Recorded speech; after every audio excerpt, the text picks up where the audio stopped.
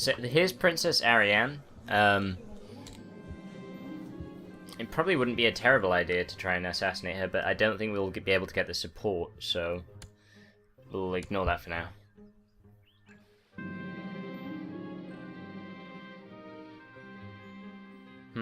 Mobbed by beggars. Peggars? Mobbed by the filthy peggars. It's okay, he was only wounded though, just a flesh wound. Oh sweet, I actually got second place in a tournament. Which is always handy financially. I have to say, when you set yourself a specific goal, rather than like playing by the game's premise of accumulating prestige, prestige itself doesn't matter so much, although it does have a bonus to your relationship with other people. But I think that it's probably a better way to play the game is to set your own goals, you know, because essentially what this is it's letting you play out a huge story over the centuries of, you know, political intrigue and wars and backstabbing and whatnot. And sorry, Lady Catelyn just seems to have been imprisoned. Not sure what she did. Not sure how Ned is going to react to that. Interesting.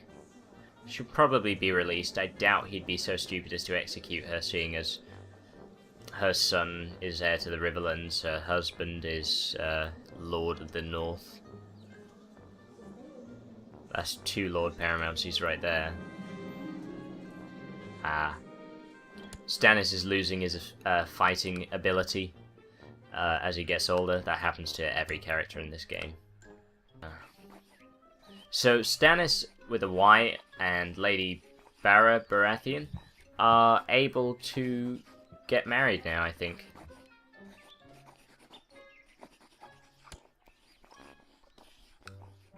Rather than just being betrothed, which was what they were before. Even though they both still have the child avatar, but I guess that they're both of like a reasonably similar age, or they've come of age.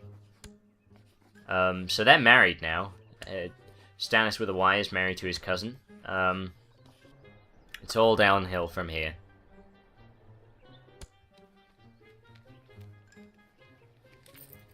Although, really, things should get easier once I inherit Dawn, which would make it all... That actually would make it all downhill, because going downhill is easier. Anyway, Lady Melinda is trying to steal my territories, and I'd rather she didn't. That was straightforward. She's quite happy to abandon her plot when I tell her to, because she's been discovered, obviously, and there could be consequences if not.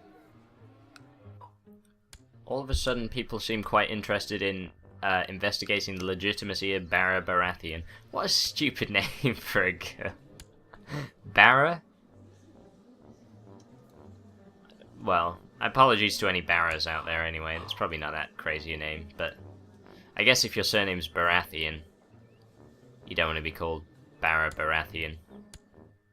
Be worse if her middle name was Barbara. Barra Barbara Baratheon. Now there's a tongue twister.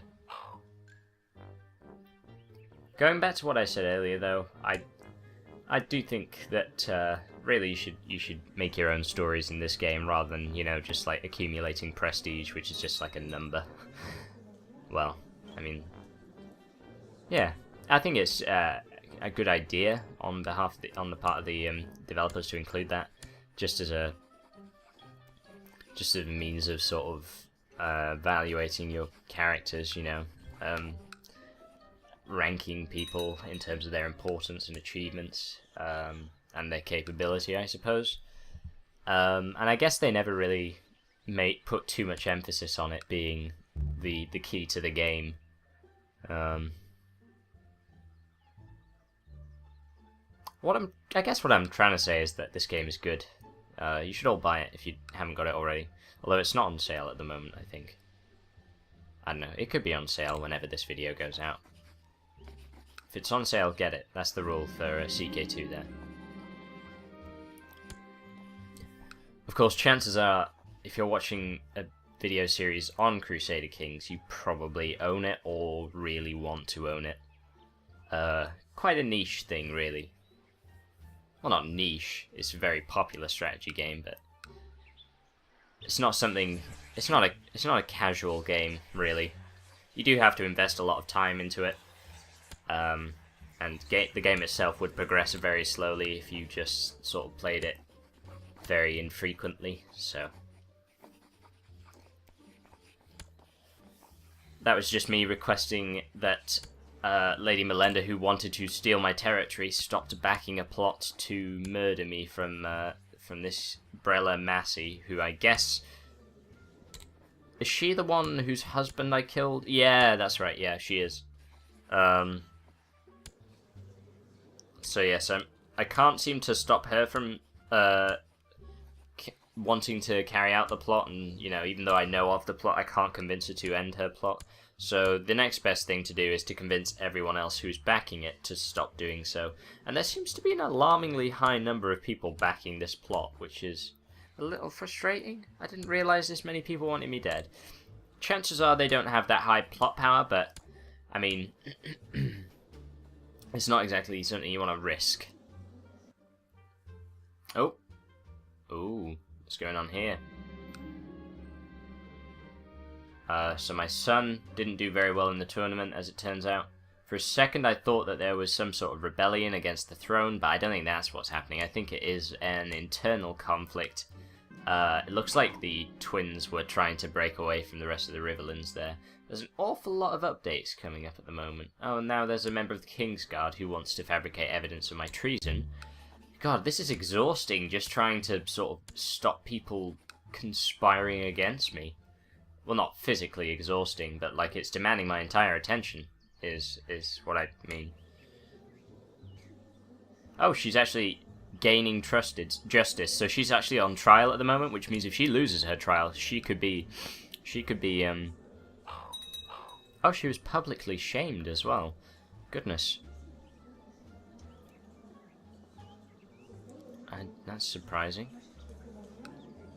I don't know what this is all about still. No idea why she was imprisoned by Robert, but there you go. I'm surprised that Dragonstone has the amount of supplies that it does. It apparently can support 44,000 men, despite being a small island. I guess fishing would help, but it just seems unlikely.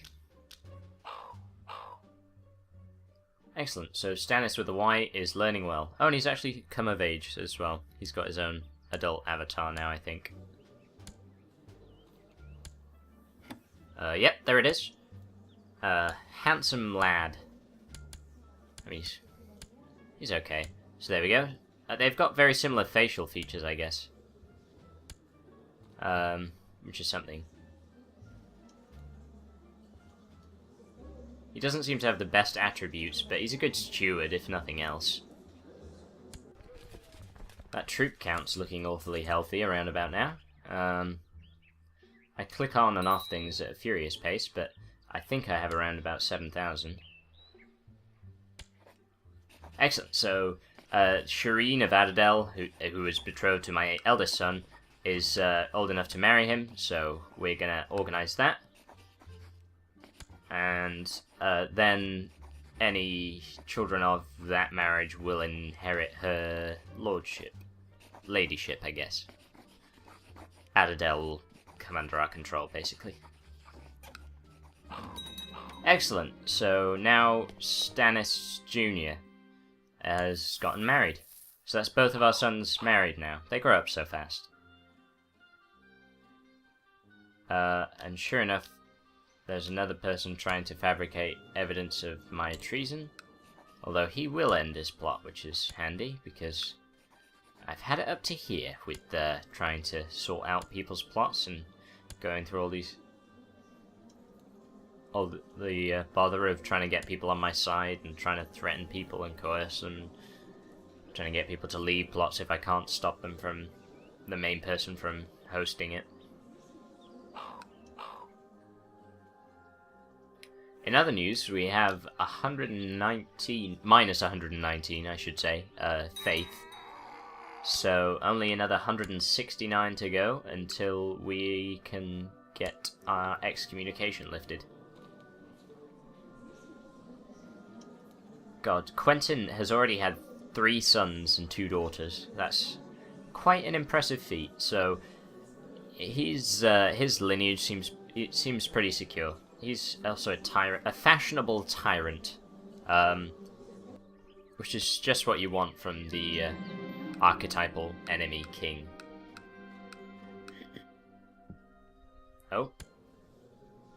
Oh, he's become.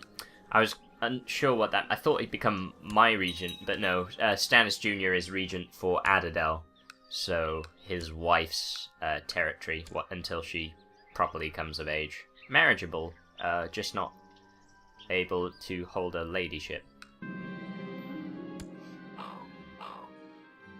Is marriageable a word? Leave a comment. Let me know.